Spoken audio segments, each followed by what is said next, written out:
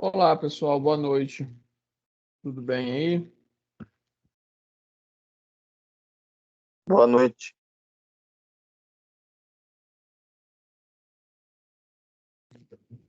Boa noite.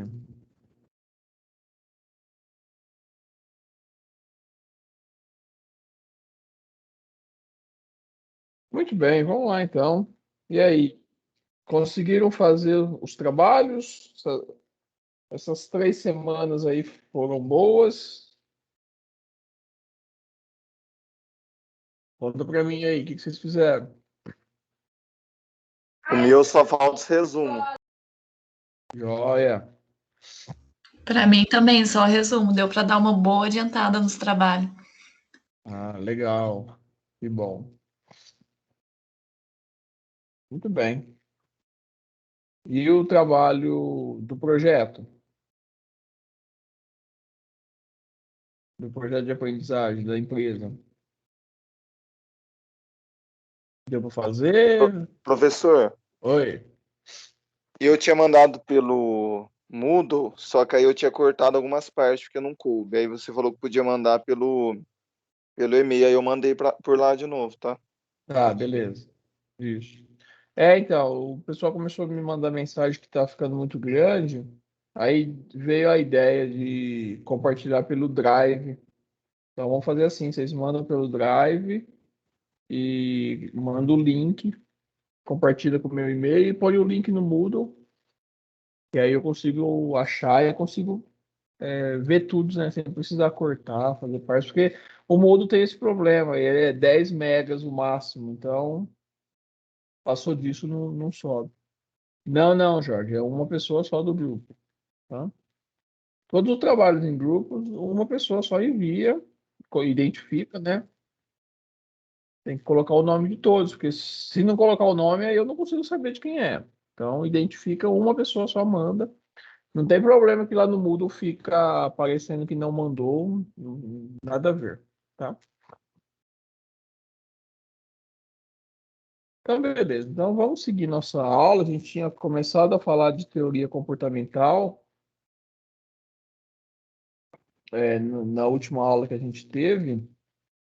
Eu falei sobre as necessidades humanas, a pirâmide de Maslow, né, as necessidades fisiológicas, de segurança, sociais, de autoestima e de autorrealização, a motivação que as pessoas têm para desenvolver o trabalho baseado nas suas necessidades. Depois eu falei da teoria do Herzberg, que é a teoria dos dois fatores, os fatores higiênicos e os fatores motivacionais que geram satisfação ou insatisfação.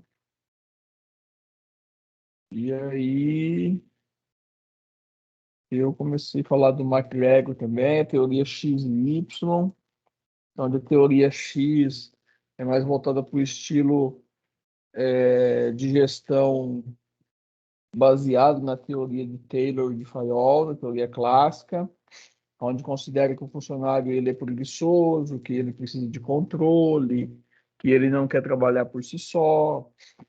E a teoria Y, que é uma teoria mais liberal, mais relacionada com a teoria das relações humanas, com a teoria comportamental, que mostra que as pessoas têm o desejo, elas gostam de trabalhar, elas gostam de tomar iniciativas, gostam de ter liberdade, gostam de ter o esforço reconhecido, etc.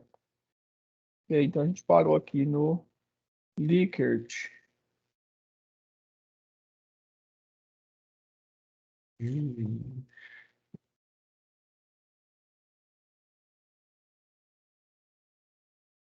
Isso. Então eu parei aqui no Likert, nos sistemas de administração do Likert. O Likert, ele foi também um estudioso. Vocês estão vendo a tela? Tudo certinho aí? Sim, Beleza. Então, o Likert ele foi um dos estudiosos também da teoria comportamental, e ele percebeu que as organizações elas têm sistemas de gestão diferentes. A forma de administrar é diferente, baseado nas características das organizações. E aí, fazendo essa análise, então ele classificou essas organizações em 4 variáveis, né? Essas organizações, as empresas, elas podem ter uma forma de administrar baseada em 4 variáveis, que é a forma de tomar decisão, como que acontece a comunicação, como que acontece o relacionamento interpessoal e as recompensas e punições. Então, baseado nisso, são 4 possibilidades que a empresa pode adotar como um sistema de administração baseado no Likert. Então, o primeiro sistema é o sistema autoritário coercitivo, que é muito parecido com a teoria do Taylor. É um sistema que é autoritário, forte, usa da coerção, totalmente arbitrário, né? Sem tomada de decisão por parte dos funcionários. Tudo vem de cima, é tudo centralizado. A organização que toma decisão baseado no poder, baseado na autoridade, sem ter nenhuma abertura, né? Então, é um sistema parecido com a teoria da administração científica do Taylor. O segundo é um pouco mais leve, né? Mas continua com essa pegada da autoridade, mas é chamado de autoritário benevolente. Ela ainda tem essa característica do Taylorismo, né? Um sistema de administração que usa da coerção, da autoridade, mas que tem algumas brechas em alguns aspectos, né? A comunicação, talvez. O terceiro sistema é o sistema consultivo, que é um sistema já que não usa mais a autoridade, o poder, a força, mas já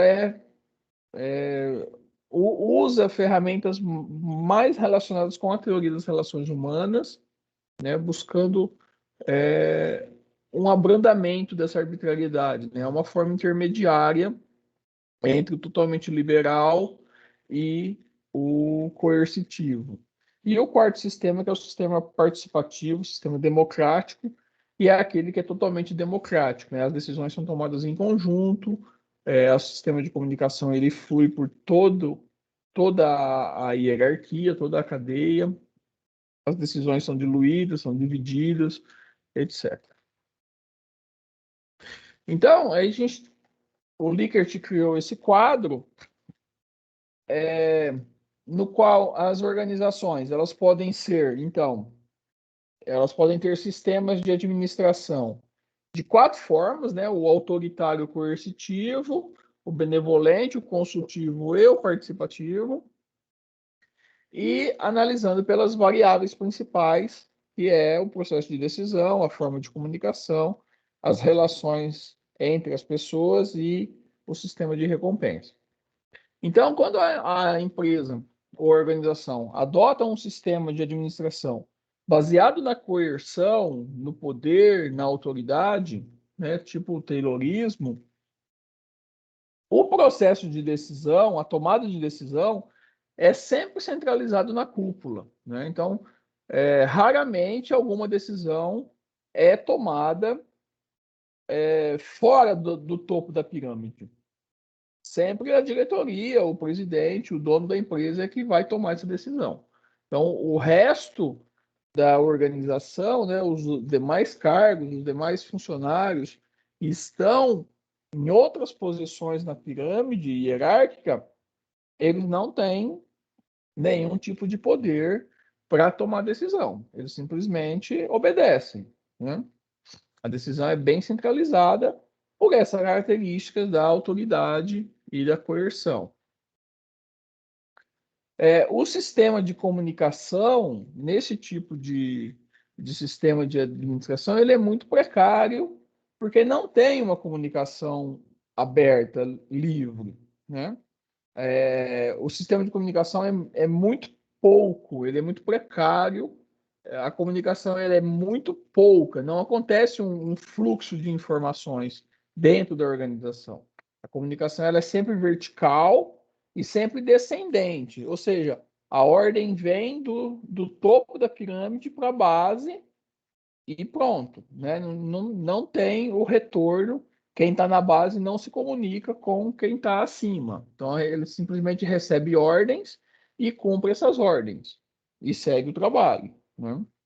Não tem uma troca de informações, uma discussão, uma troca de comunicações. Então, é um sistema muito rigoroso e muito precário, muito pequeno.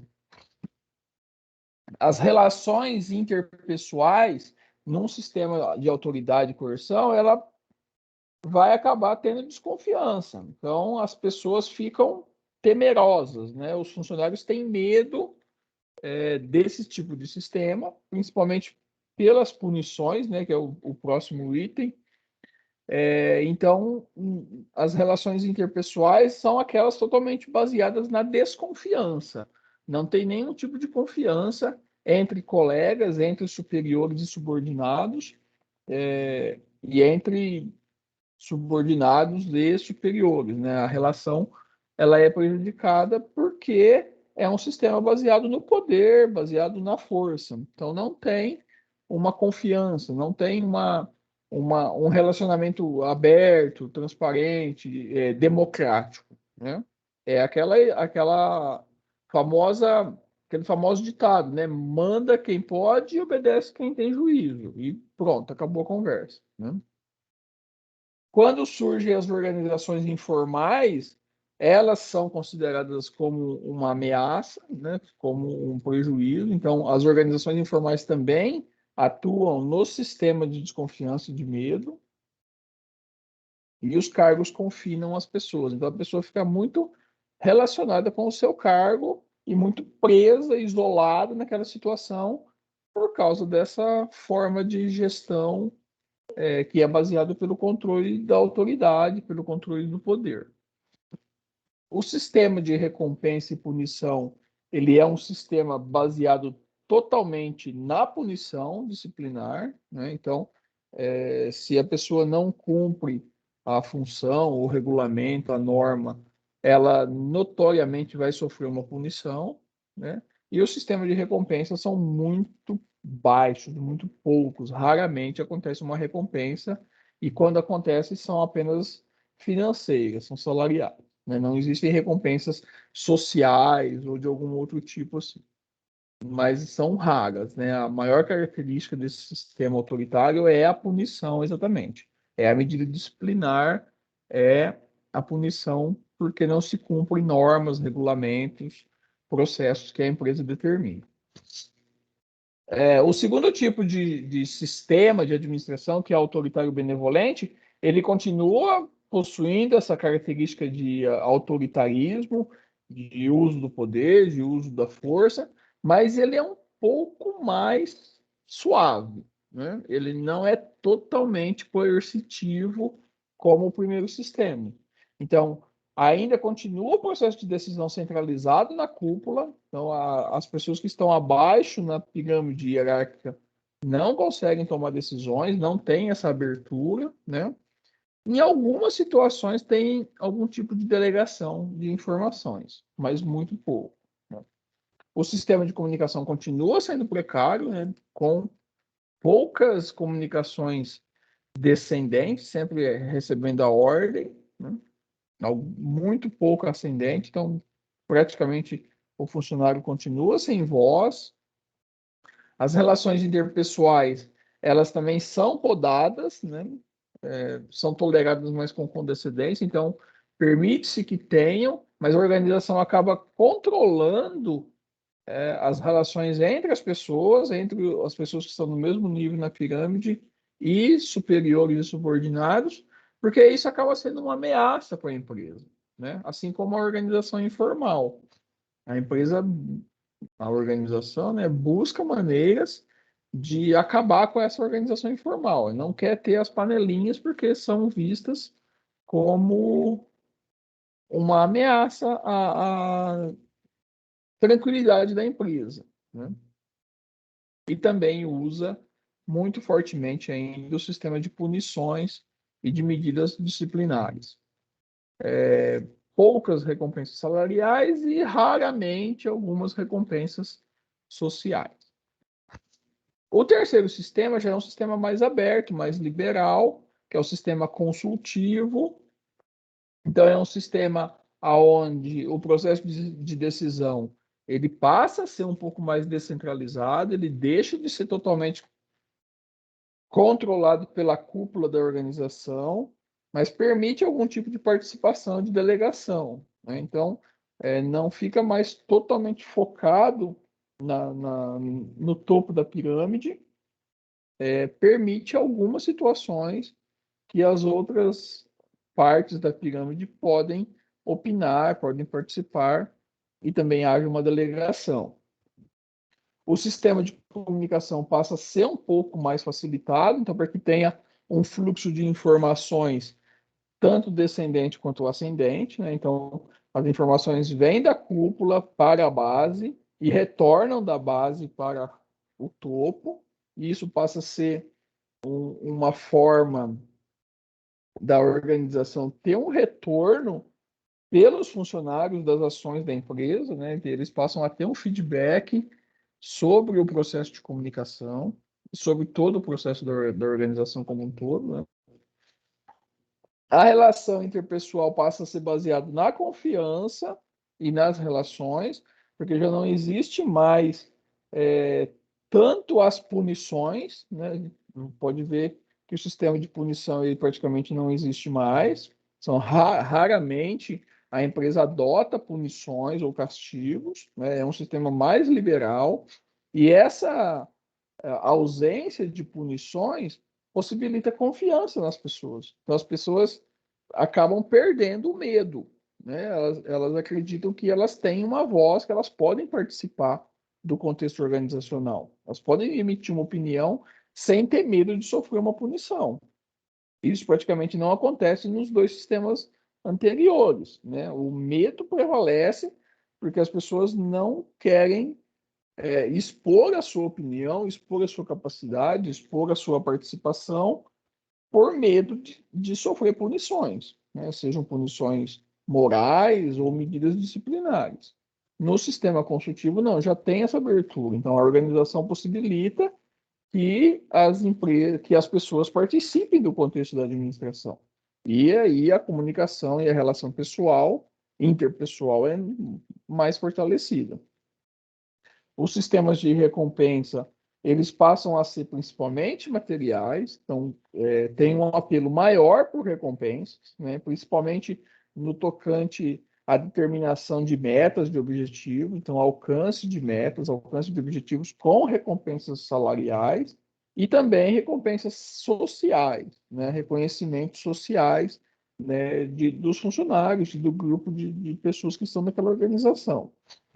E aí inverte-se um pouco o papel, que raramente tem as punições. E o sistema 4, que é o sistema totalmente participativo, onde opera uma democracia participativa, né? Então não existe mais a centralização do processo de decisão, esse processo é totalmente descentralizado, todas as pessoas da organização participam da tomada de decisão, né? As ações, as questões, elas são definidas pela cúpula, mas a tomada de decisão acontece por todos. O sistema de comunicação ele passa a ser mais eficiente, porque esse tipo de administração ele precisa ter um sistema de comunicação muito eficiente, fundamentado e que seja o mais transparente possível. A informação ela precisa correr livremente entre todos os setores da organização, né? Não, tem que se buscar reduzir o ruído ao máximo, para que a informação seja transparente e a informação corra livremente dentro da organização, né? Para que essa informação seja a base para tomar decisão. Então, esse processo decisório, aonde é totalmente descentralizado, ele só pode acontecer desde que o sistema de comunicação seja eficiente, seja transparente. Se a empresa não consegue se comunicar abertamente, claramente, dentro da própria empresa, com todos os elos, com todos os setores, com todas as divisões que a organização possui, ela não consegue fazer esse sistema de processo de decisão descentralizado, porque aí as informações se distorcem, se perdem, cada funcionário fica sabendo de uma coisa diferente, e aí não é possível tomar uma decisão adequada, né? Então, fica totalmente embasado na forma como a informação é trabalhada e é tratada dentro da organização. As relações interpessoais, elas acabam sendo fortalecidas, principalmente pela visão de que o trabalho precisa ser em equipes, né? E quando as equipes se juntam, possibilita-se melhores resultados do que o trabalho individual, porque cria uma sinergia entre as pessoas, entre os grupos, né? E essa sinergia, essa união, esse trabalho em equipe gera confiança, gera participação, gera envolvimento das pessoas, praticamente reduz a organização informal, aquela disputa das panelas, né, que existia lá na teoria das relações humanas, praticamente não existe mais, porque o grupo tem uma confiança no próprio grupo, na própria equipe. E essa confiança é transparente, e esse trabalho em equipe também é transparente, é aberto, é claro. Os sistemas de recompensas, eles são muito fortes, né? As pessoas trabalham baseado na recompensa, na motivação, e essa motivação tem que ser por recompensas sociais, principalmente, né? Porque é o reconhecimento, é a busca de desafios, é o orgulho que o funcionário sente da empresa, que a empresa sente do funcionário, que gera motivação para o trabalho. E as recompensas materiais, que também são fontes de manutenção, né? Como atingimento de metas, busca de desafios, etc. As punições são muito raras e quando essas punições acontecem, elas são construídas pela própria equipe, né? Não vem uma coisa de cima para gerar uma punição baseada em normas e regras. A própria equipe gera uma forma de dar uma punição para que resolva alguma situação, mas isso é muito raro, é mais embasado na recompensa do que na punição. Então, além disso, o Likert, ele percebeu que então as empresas que elas possuem sistemas de administração diferentes e que as pessoas atuam baseado em alguns tipos de variáveis. O comportamento humano das pessoas nas organizações ocorre de acordo com algumas variáveis. Então, existem 3 tipos de variáveis: as variáveis causais, as variáveis intervenientes e as variáveis de resultados. As causais são aquelas que impactam o comportamento humano através das variáveis intervenientes e aí possibilitam algum tipo de resultado, né?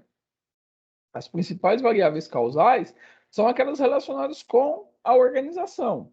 Então, é o estilo de administração que a empresa adota, né, desses 4 sistemas aí, qual que é o posicionamento da empresa, as estratégias da empresa, a estrutura organizacional, como que ela é formada e o uso da tecnologia. É importante dizer que dentro desses sistemas de administração do Likert, as organizações elas podem caminhar aqui dentro. Ela pode, por exemplo, ter um processo decisório que é autoritário coercitivo e ela pode ter um sistema de comunicação que é participativo, né? Então, não necessariamente ela vai ter todas as variáveis condensadas dentro de um sistema. De certa forma era assim, mas atualmente não é tanto assim. Então, as empresas podem trabalhar aqui dentro, elas podem caminhar dentro dos 4 sistemas de administração com as 4 variáveis. Então, o processo de decisão pode ser autoritário, o sistema de comunicação pode ser participativo, as relações interpessoais podem ser consultivas e o sistema de recompensa pode ser benevolente. Não tem nenhum problema, né? Ou então, ela pode ter um processo de decisão participativo, um sistema de comunicação participativo, e relações interpessoais coercitivas, né? O sistema de recompensa benevolente ou coercitivo. Então, existem várias possibilidades das empresas estarem dentro desses sistemas de administração, que não é necessariamente ser apenas um sistema, ela pode caminhar entre todos eles de acordo com os papéis, com as variáveis. E aí, essas variáveis causais, vão impactar de acordo com esse sistema que a organização adota, né? Então, dependendo do estilo de gestão que a empresa adota, as estratégias que a empresa adota para desenvolver as suas ações, como que é a estrutura organizacional, como é que é essa pirâmide, né? Como é que, se é mais achatada, se é mais alongada, se é um sistema coercitivo, se é um sistema democrático, e o uso da tecnologia vão impactar o comportamento humano. E aí o comportamento humano, ele é basicamente formado por variáveis intervenientes. São aquelas que são relacionadas ao comportamento das pessoas, né? E que vão provocar alterações nesse sistema de administração. Então, a forma que a pessoa toma decisão, como que ela se comunica, como que acontecem as interações humanas entre cada um dos funcionários, como que é os aspectos de lealdade, de capacidade, de trabalho, etc.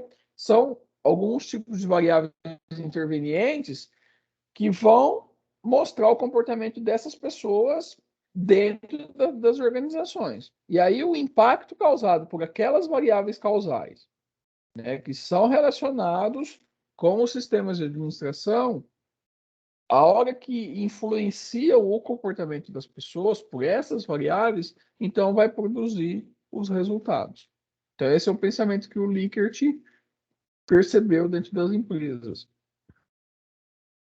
Então, as variáveis causais, elas provocam estímulos nas intervenientes que produzem os resultados, né? Então, a forma da estrutura da empresa, o sistema de administração, a tecnologia, as estratégias, tudo isso que a organização adota como padrão para desenvolver os seus negócios, juntamente elas influenciam então o comportamento das pessoas, né? Vão produzir ações nas variáveis intervenientes que estão relacionadas com o comportamento das pessoas e aí as pessoas vão produzir os resultados.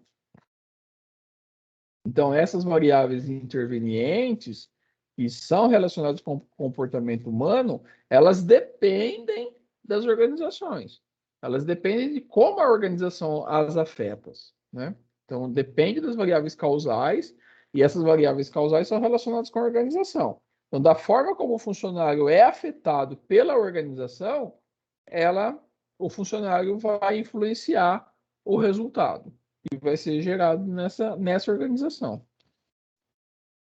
Então, seria assim, ó, as variáveis causais, então, são a estrutura organizacional, a forma de controle, a forma de política, a forma de liderança que a organização adota, né, o sistema de administração que ela usa, se é autoritário, se é democrático, a tecnologia que a empresa usa, se é uma tecnologia mais avançada, se é uma tecnologia menos avançada. Enfim, todos esses fatores da estrutura das organizações afetam as pessoas, o comportamento humano, através das atitudes, das motivações, da percepção, da capacidade, da lealdade, enfim, de todos os aspectos do comportamento das pessoas. E aí, da forma como as pessoas recebem esse impacto das variáveis causais, é que vão sair o resultado. Então, o resultado pode ser uma satisfação, pode ser uma produtividade maior ou menor, pode ser lucros, pode ser prejuízo, pode ser qualidade, pode ser falta de qualidade, pode ser maior venda, menor venda, maior atingimento de objetivos ou menor, enfim. Tá? Então, para o Likert, são as pessoas que determinam, o comportamento das pessoas que determinam esses resultados. E o comportamento das pessoas é demonstrado pelo impacto que a organização causa nas pessoas. Então, se a organização causa desmotivação nas pessoas, o resultado vai ser relacionado com essa causa e com esse comportamento que as pessoas estão sentindo. Né? É o comportamento que fica no centro, é o comportamento das pessoas que vai determinar, então, os resultados. Então, o Likert critica essa ênfase da organização, que é baseado no resultado, e aí as empresas negligenciam, né, ou desconsideram essas variáveis do comportamento humano. Então, a grande parte das organizações foca no resultado, né? A produção, a produtividade, o aumento, a meta, o objetivo, etc. Mas negligenciam o comportamento humano. Como que a organização está interferindo nas variáveis intervenientes que são relacionadas com o comportamento das pessoas. Porque o resultado é proveniente desse impacto das variáveis causais nas intervenientes. E aí isso vai comprometer tanto o longo quanto o curto prazo dos resultados. Então, A eficiência é mais para empresas de produção, né? também. A de produção, sim, porque foca muito no resultado, né? Quantas peças por dia, qual que é a produtividade, enfim. Né? Mas também outros tipos de organização também. Empresas de serviço, né? Que tem que vender, as vendas, às vezes, né? Foca-se somente na quantidade que vende, e não nos outros aspectos, né? Então também pode ser aspectos em organizações de serviço, por exemplo. Nem aqueles vídeos lá, os caras que ficam só do telefone vendendo, né? Pois é. A gente vê muito empresas de telemarketing, né? Que as pessoas têm uma meta muito alta para cumprir e eles ficam ligando toda hora para vender, né? Para vender porque tem que bater meta, essa coisa toda. Então, é muito relacionado com o resultado e não com o comportamento das pessoas, né? Não com a forma como a organização está impactando esse contexto, mas sim com o resultado. Tem que vender, tem que atingir a meta, tem que atingir aquela quantidade, né? Então, e aí isso pode ter um resultado significativo no curto prazo, mas no longo prazo vai ser perturbador, né? O resultado não vai ser adequado, porque o foco da organização está somente na ponta, e não está nas pessoas e na estrutura da organização, né? A gente vê,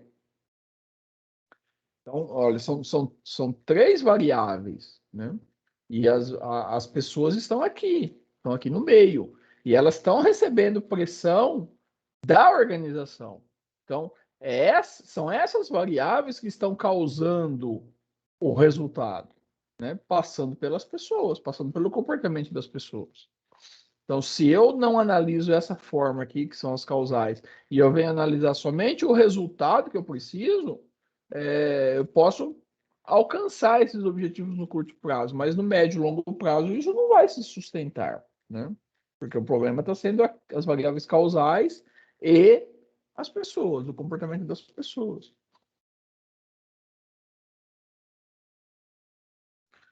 Bom, então aí surge então a forma do processo de decisão e resolução de problemas, né, que é um capítulo à parte dentro dessa teoria, que a gente fala de como tomar a decisão,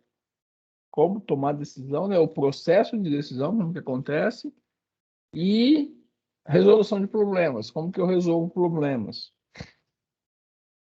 Então, olha, eu vou mostrar aqui o processo de decisão, né? Então aqui tem a foto do filme e do livro da Alice no País das Maravilhas. O processo de decisão sempre envolve a escolha, a opção, né? Eu sempre tenho que escolher alguma coisa. Se eu tiver somente uma opção, eu não preciso tomar decisão, né? Eu vou seguir aquela opção. Agora, quando eu tenho mais de uma opção, né, duas pelo menos, ou quando eu tenho várias opções, então eu tenho que tomar uma decisão. Eu tenho que escolher, né? Eu tenho que passar por um processo de decisão e fazer uma escolha. E essa é a grande dificuldade, né? Qual escolha que eu faço que vai me trazer o melhor resultado ou que vai proporcionar o menor dano, ou enfim, né? Qual que vai ser a melhor escolha que eu vou fazer perante tantas opções. Então, aqui é um gráfico que mostra que a gente não tem problemas, né? O problema é um pouco subjetivo. Eu vou deixar para vocês interpretarem aí esse gráfico.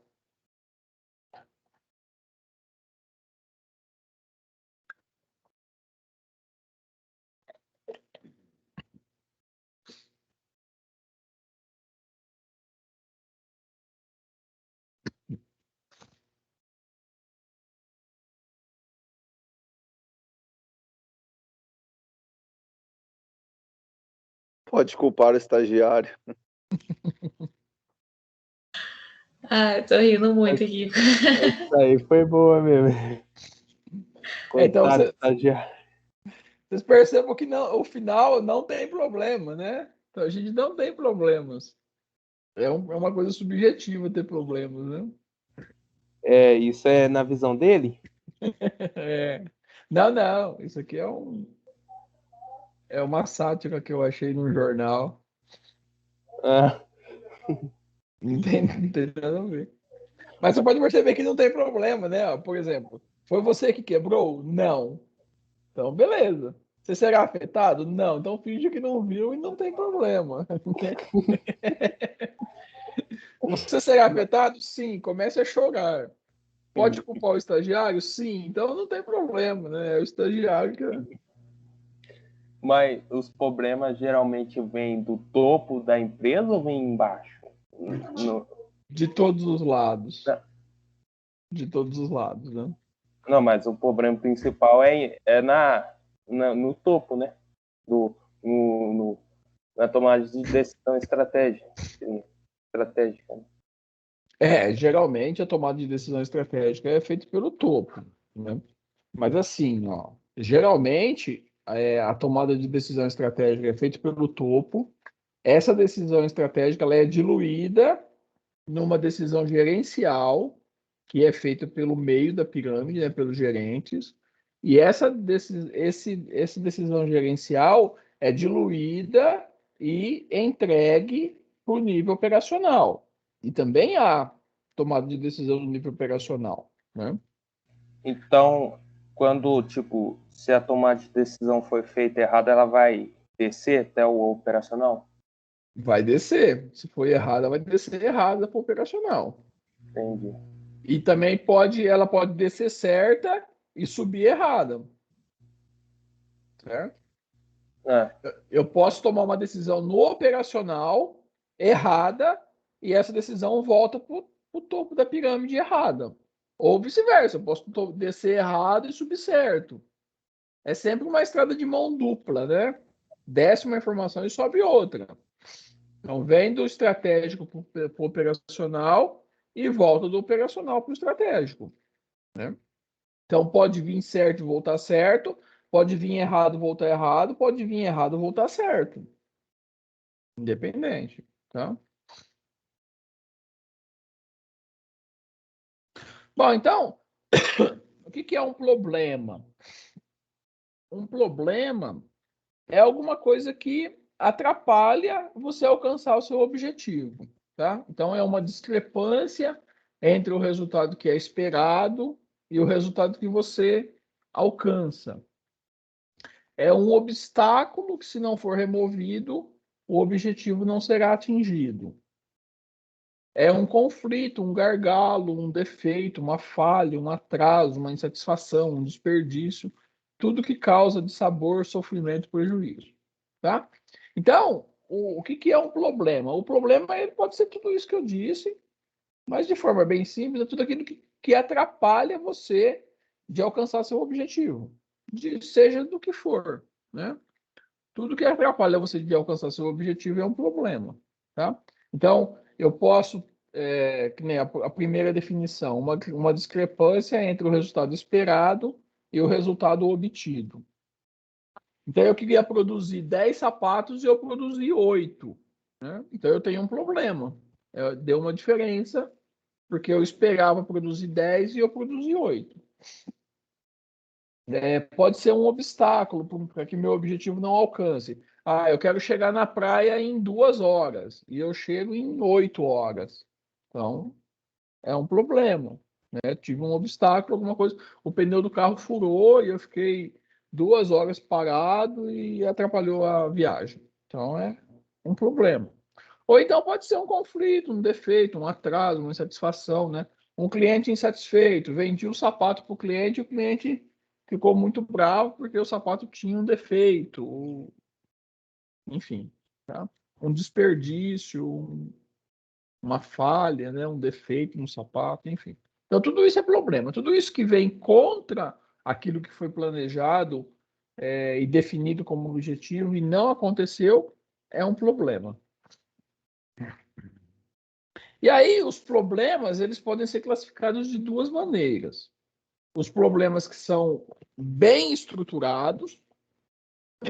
Então, são aqueles problemas que claramente você identifica, né? Você olha a situação e de cara você já percebe o problema. Então, você já vê aquela situação que está trazendo aquele transtorno. Então, por exemplo, uma torneira vazando, o erro na entrega da mercadoria, impurezas em um alimento. Então, são problemas estruturados, tá? Você consegue identificar o problema facilmente, seja pela análise de dados, ou seja pela verificação, pelo diagnóstico, pela análise, pela observação, enfim. Não é uma coisa que é difícil de você identificar. Então, são problemas bem estruturados, são aqueles que são fáceis de identificar, né? Então, por exemplo, a torneira com vazamento. Você bate o olho e vê que a torneira está vazando, eu tenho um problema aqui, a torneira que está vazando. Pronto, já identifiquei, né? Então, esses são os bem estruturados. Esses problemas são aqueles mais simples e mais fáceis de serem resolvidos, porque você consegue identificar o problema de uma forma clara e de uma forma rápida, né? E consegue tomar uma decisão para resolver esse problema. O grande desafio são os problemas que são mal estruturados. Então, é o segundo tipo de problema, são aqueles problemas que são ambíguos, que não tem uma definição clara, que não tem um caminho a seguir, né? Eles podem ter várias soluções, podem ter diferentes graus de solução, de busca de eficácia, enfim. São aqueles problemas que não são definidos claramente. Você não consegue identificar claramente esse problema. Então, por exemplo, melhorar o serviço ao cliente. Como que você resolve esse problema de melhorar o serviço ao cliente? Tem uma série de situações que eu posso fazer para melhorar o serviço ao cliente. E, de repente, o cliente já está satisfeito. Eu não tenho um problema. Eu não preciso melhorar o meu serviço, né? Então, o problema mal estruturado, ele é tão complexo que eu posso identificar que esse problema está acontecendo e ele não está acontecendo ainda. Eu posso querer melhorar o serviço ao meu cliente, mas o meu serviço ele já está bom. Ele já está trazendo satisfação para o cliente. Mas eu não sei. Eu posso supor que o meu serviço está ruim e que eu tenho que melhorar, né? Como que eu aumento as receitas do meu blog? Como que eu enfrento uma concorrência estrangeira? Como que eu reduzo a poluição ambiental? Então, isso são tudo exemplos de problemas que são mal estruturados. São problemas que não têm uma clareza direta, notória, de como identificar o problema e de como resolver esse problema. Bom, e aí a tomada de decisão é uma sequência a nossa vida é uma sequência de decisões, né? E a decisão sempre acontece quando eu tenho que fazer uma escolha. Então, o conceito de decisão é sempre isso que acontece quando eu tenho que escolher, quando eu tenho mais de uma alternativa. Então, se eu estou andando com o carro e a única opção que eu tenho é seguir em frente, eu não preciso tomar nenhum tipo de decisão, porque é só andar em frente.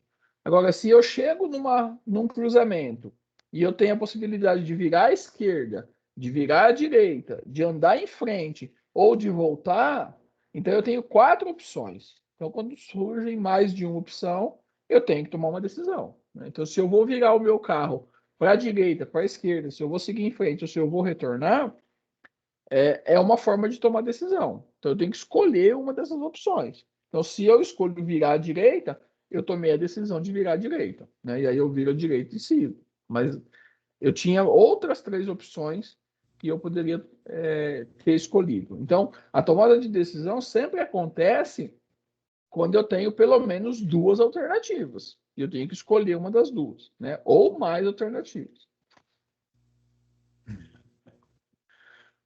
E aí, o grande desafio que acontece na tomada de decisão é a chamada restrição na racionalidade, ou a racionalidade limitada, que acontece em relação à informação. Então, eu vou tomar uma decisão, eu tenho várias alternativas para poder tomar essa decisão, só que nem sempre eu tenho a informação adequada sobre essas opções. Então, por exemplo, eu estou caminhando com o carro e eu posso virar à esquerda, virar à direita, seguir em frente ou retornar. Mas eu não tenho informações adequadas sobre essas 4 opções. Então, eu não sei se virar à esquerda é adequado. De repente, pode ser uma rua sem saída, né? Eu não sei se seguir à frente é o mais coerente, porque pode ser que à frente tenha um buraco ou sei lá, tem um animal parado na rua ou alguma outra situação. Virar à esquerda, eu também não sei se é adequado, porque eu não estou enxergando a rua toda. Então pode ter um buraco, pode estar fechado, pode estar em obra, né? E retornar, eu também não sei se é a melhor opção eu retornar. Eu não sei se eu consigo virar o carro naquele momento, naquele local. Se vai vir outro carro, outros carros, né? Então, essa falta de informação que eu tenho sobre todas as opções para tomar uma decisão é a minha limitação. Então, é a minha racionalidade limitada, é a minha restrição de racionalidade. Eu não consigo enxergar todas as informações necessárias para poder tomar a decisão mais adequada. E isso acaba sendo um grande problema, porque eu posso tomar uma decisão achando que é adequada e essa decisão não produz o resultado que eu estava esperando. Então, eu posso optar em virar o carro para a direita e aí é uma rua sem saída. E aí eu vou chegar lá no final da rua e vou ter que retornar. Por quê? Porque eu não tinha essa racionalidade completa, né? Eu não sabia que aquela rua era sem saída. Então, quando eu vou tomar decisão, raramente não. A maior parte das vezes, a gente bate com esse contexto de não ter todas as informações necessárias para poder tomar a melhor decisão. E isso vai trazer algum tipo de problema na maioria das vezes, né? Pois não. Por exemplo, no caso da empresa do Facebook, é quase impossível eles acabar com todos os problemas que tem, por exemplo, fake news. Então, será que seria possível ou não? Porque, tipo, é muito grande, né? Porque a maioria das empresas grandes acaba que tendo essas dificuldades, né? Exato, exatamente. Não consegue, né? Então, Tem mais de 5 bilhões de download o Facebook, então. Aí tem gente que fica falando fake news, que não sei o quê. Mas isso aí não é culpa da empresa, né? Porque a empresa, eu acho que não dá conta de... Porque é o algoritmo, né? O Facebook. isso, verdade. Então, aí cai nesse contexto da racionalidade limitada. Eles não conseguem controlar tudo, né? Por mais que ele tenha um algoritmo que identifica o que é fake news ou o que tem uma suspeita, né? Às vezes eu teve uma vez que eu compartilhei uma informação e passou uns 2 dias, veio o comunicado que era uma suspeita de fake news, né? Eu nem imaginava que era aquilo. E eles também não. Então veio como suspeita. Recebi a mensagem que aquela matéria que eu tinha compartilhado era uma suspeita de fake news. Então eles também não sabem. Por mais que eles tenham um algoritmo super atual que rastreia toda a comunicação que é feita no mundo todo, mas eles não conseguem controlar, é muita informação, né? Eu estava lendo outro dia que para uma pessoa ler toda a informação que é produzida em um dia no mundo, levaria 300 e poucos mil anos de tanto volume de informação que é produzido, né? Você já percebeu? Às vezes a gente está navegando, você entra num site, aí você clica num link, abre uma outra página, aí você clica num link, abre uma outra. A hora que você percebe, você está com 7, 8, 10 páginas abertas e cada uma delas com uma série de informações, né? E aí você nem sabe mais o que você está fazendo, porque virou aquela avalanche de situações, de informações que estão ali ao nosso redor. Então, a informação que é produzida no mundo inteiro em um dia, uma pessoa demoraria 300 e poucos mil anos para poder ler tudo que é gerado, né? Então, vocês imaginem assim, o tanto de sites que são produzidos, livros, artigos, vídeos, né? O conhecimento que é gerado no mundo todo. Mas será que isso é positivo ou negativo? Então, depende a análise que você faz, né? Por exemplo, é positivo porque você tem acesso a uma quantidade muito grande de informações. Isso facilita o processo de decisão, né? Era diferente de antigamente, quando não se tinha internet, ou quando não tinha essa revolução toda, né?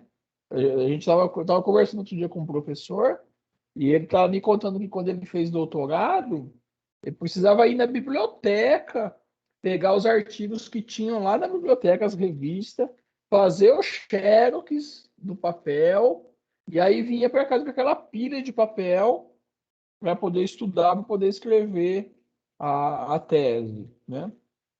Hoje você entra no site da CAPES, por exemplo, você tem 300 mil artigos aí que você vai lá, baixa e lê na tela do seu computador, assim, coisa de você ficar uma hora navegando no portal de periódicos da CAPES, você consegue baixar aí, sei lá, 40, 50 artigos, né? E lê-los online, enfim.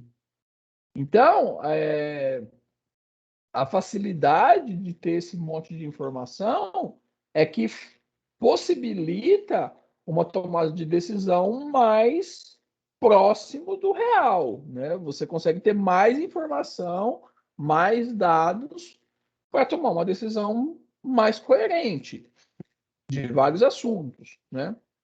Agora, o ruim é que tem muita informação que você não fica sabendo, né? Você não consegue nem, porque o volume de informação é muito grande, né? Então, por exemplo, você decide comprar um carro. Olha o tanto de informação que você recebe em relação. Você já viram? Até hoje mesmo eu estava vendo. Você faz uma pesquisa na internet aí de comprar algum produto, né? Por exemplo, você entra aí no site do Submarino, da Amazon, sei lá, alguma coisa assim, e você clica num produto lá, por curiosidade. E aí vocês viram que tudo que você faz aparece aquilo lá depois? Se você abrir o seu e-mail, se você abrir a rede social, sei lá, por exemplo, você clica, você entra no site do Submarino e pesquisa celular.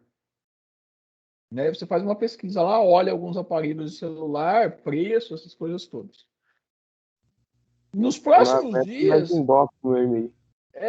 nos próximos dias essa informação vai ficar aparecendo para você o tempo todo, né? Então você abre o Facebook, você abre e-mail, você abre Google, você abre Instagram, o que for que você fizer, aparece aquelas janelinhas do pop-up lá, piscando o celular que você pesquisou ou algum outro, né? Então, é uma quantidade de informação imensa, enorme, que você não Professor, consegue. Oi. não sei se eu teve aula com um professor de TI, eu acho. Ele falou se o microfone do celular fica ligado também, tem um negócio do celular que se fala bastante, por exemplo, você fica falando notebook alguns dias, e ele vai aparecer também para você comprar. Exatamente. Pega a informação também. Exatamente, exatamente. Isso já acontece. Então vejam só como que você consegue ter mais recursos, né, para poder tomar decisão. Porque você fala assim, preciso comprar um celular. Aí você pesquisa por acaso aí, mas assim, sem a intenção de comprar, sem nada. Você começa só a olhar os modelos e aí você fica depois 3, 4 dias recebendo aquela informação, né? É uma estratégia de marketing que eles adotam para fixar na sua mente esse negócio do produto, da compra, né? Que você realmente precisa comprar um celular e tal, tal, tal. Mas você tem condições de pesquisar mais por eu vou comprar então. Olha só, você já tem um monte de sites que você pode pesquisar. Esses pop-ups que aparecem, né, são de várias lojas, então você já consegue ir para várias lojas ao mesmo tempo, comparar modelos, comparar preços, comparar a forma de pagamento, garantia, recursos. Então, é facilitado. Você consegue tomar uma decisão mais adequada, né? A hora que você compra o seu aparelho celular, você tem a garantia de que você fez uma boa escolha, independente de qual seja o produto. Mas você conseguiu analisar muita informação, visto que quando não tinha essa informação toda era mais difícil, né? Tanto que tinha muitos problemas de garantia de produtos antigamente, porque os produtos davam problema porque não tinha essa gama toda de informações, né? As pessoas chegavam numa loja física, fazia a compra e ia embora. E aí os produtos quebravam, enfim. Hoje raramente acontece isso, né? Porque você consegue ter mais recursos para poder tomar decisão. Então isso é facilitador. Mas por outro lado, você não consegue ver tudo. Por isso que a racionalidade é limitada. Você não consegue analisar todas as lojas que vendem celulares no Brasil e no mundo, né? Você consegue ver algumas, mas não todas. Então você fica limitado nesse processo de tomada de decisão, né? Bom, então aí esse processo pode ser facilitado por alguns passos, né? Ou por algumas perguntas, por exemplo. Então, a primeira delas, qual que é o problema? Eu preciso identificar o problema. Esse talvez seja a parte mais difícil para resolver um problema, é identificar o problema, né? Então, é comum acharmos que é um problema quando só temos o sintoma. Então, muitas vezes, você acha que essa situação, esse conflito, essa insatisfação, enfim, tudo isso que está acontecendo, ele não é um problema, mas ele é uma causa ou ele é um sintoma, né? Então, o grande desafio é realmente identificar qual é o problema. Bom, aí depois que eu identifiquei esse problema, realmente consegui visualizar o problema, é como que eu vou fazer isso? Como que eu vou resolver esse problema, né? E aí o segundo passo seria definir prioridades. Então, o que que eu vou fazer primeiro, né? E esse acaba sendo um grande dilema do administrador, né? O que que eu coloco como prioridade? Essa decisão que eu vou tomar, como que ela vai ser tomada? Como que eu vou conseguir resolver esse problema através de ações definindo aquelas que vêm primeiro, aquelas que são prioritárias, aquelas que são mais importantes ou mais urgentes. O terceiro passo é os objetivos de eu tomar essa decisão. Então, eu preciso avaliar, em relação a esse problema, os clientes, necessidades, concorrência, produtos, tendências, enfim, esses fatores que estão relacionados com esse problema e como que essas ações vão me ajudar a resolver esse problema, a alcançar esse objetivo.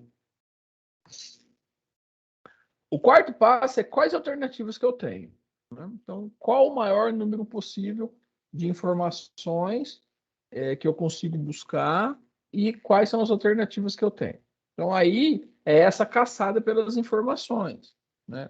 Eu vou pesquisar várias situações, várias informações relacionadas com esse problema, com essa situação que eu tenho que resolver, para embasar a minha escolha. Então, igual eu falei do celular, eu vou tentar pesquisar 7, 8, 10 lojas, 3, 4 modelos diferentes em cada loja, e aí eu vou ter uma gama de 10, 20 aparelhos, e aí eu poder escolher entre eles. né? Então, eu tenho essa fase das alternativas, eu vou buscar informações sobre essa atitude que eu tenho que tomar, sobre esse problema que eu tenho que resolver, para mim poder tomar a decisão baseada na maior quantidade possível de informações.